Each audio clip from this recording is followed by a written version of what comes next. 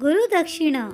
एक बार एक शिष्य ने विनम्रता पूर्वक अपने गुरुजी से पूछा, गुरुजी, कुछ लोग कहते हैं कि जीवन एक संघर्ष है, कुछ अन्य कहते हैं कि जीवन एक खेल है और कुछ जीवन को एक उत्सव की संज्ञा देते हैं। इनमें कौन सही है? गुरुजी ने तत्काल बड़े ही धैर्य पूर्वक उत्तर दिया, पुत्र, जिन्हें गुरु नहीं मिला उनके लिए जीवन एक संघर्ष है, जिन्हें गुरु मिल गया उनका जीवन एक खेल है, और जो लोग गुरु द्वारा बताए गए मार्ग पर चलने लगते हैं, मात्र वे ही जीवन को एक उत्सव का नाम देने का साहस जुटा पाते हैं। ये उत्तर सुनने के बाद भी शिष्य पूरी तरह से संतुष्ट न था। गुरुजी को इसका आभास हो गया। वे कहने लगे, लो, तुम्हें इसी संदर्भ में एक कहानी सुनाता हूँ। ध्यान से सुनोगे तो स्वयं ही अपने प्रश्न का उत्तर पा सकोगे। उन्होंने कहानी सुनानी शुरू की, जो इस प्रकार थी। एक बार की बात है कि किसी गुरुकुल में 3 शिष्यों ने अपना अध्ययन संपूर्ण करने पर अपने गुरुजी से ये बात बताने के लिए विनती की कि उन्हें गुरु दक्षिणा में उनसे क्या चाहिए। गुरुजी पहले तो मंद मंद मुस्कुराए और फिर बड़े स्नेह पूर्वक कहने लगे, मुझे तुमसे गुरु दक्षिणा में एक थैला भर के सूखी पत्तियां चाहिए, ला सकोगे?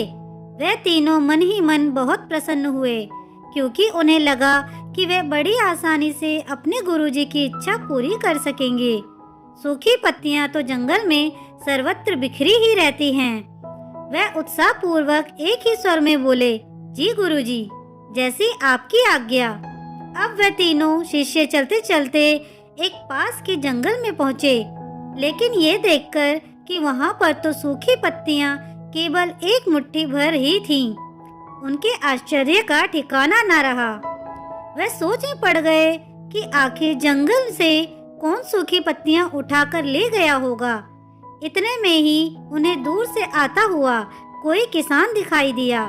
वह उसके पास पहुंचकर उससे विनम्रता पूर्वक याचना करने लगे कि वह उन्हें केवल एक थैला भर सूखी पत्तियां दे दे। अब उस किसान ने उनसे क्षमा याचना करते हुए उन्हें ये बताया कि वह उनकी मदद नहीं कर सकता, क्योंकि उसने सूखी पत्तियों का ईंधन के रूप में पहले ही उपयोग कर लिया था। अब वह तीनों पास में ही बसे एक गांव की ओर इस आशा से बढ़ने लगे थे कि हो सकता है वहां उस गांव में उनकी कोई सहायता कर सके।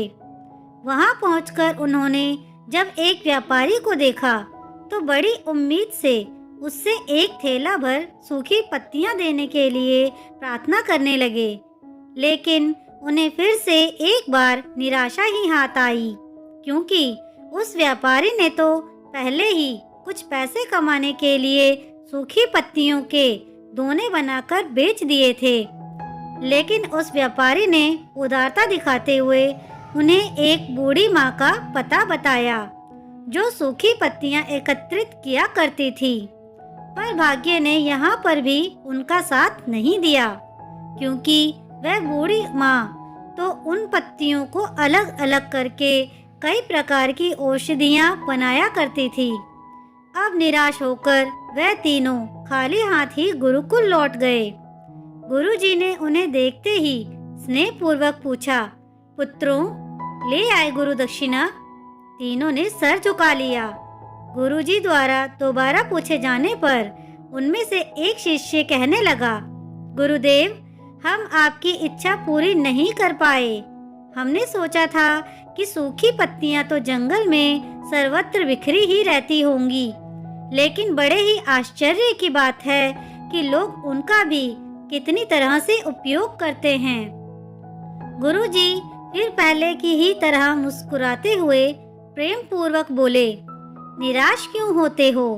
प्रसन्न हो जाओ, और यही ज्ञान कि सूखी पत्तियां भी व्यर्थ नहीं हुआ करती, बल्कि उनके भी अनेक उपयोग हुआ करते हैं। मुझे दक्षिणा के रूप में दे दो। तीनों शिष्य गुरुजी को प्रणाम करके खुशी खुशी अपने घर की ओर चले गए। वह शिष्य जो गुरुजी की कहानी ध्यान पूर्वक सुन रहा था, अचानक बड़े उत्साह से बोला, गुरुजी, अब मुझे अच्छी तरह से ज्ञात हो गया है कि आप क्या कहना चाहते हैं।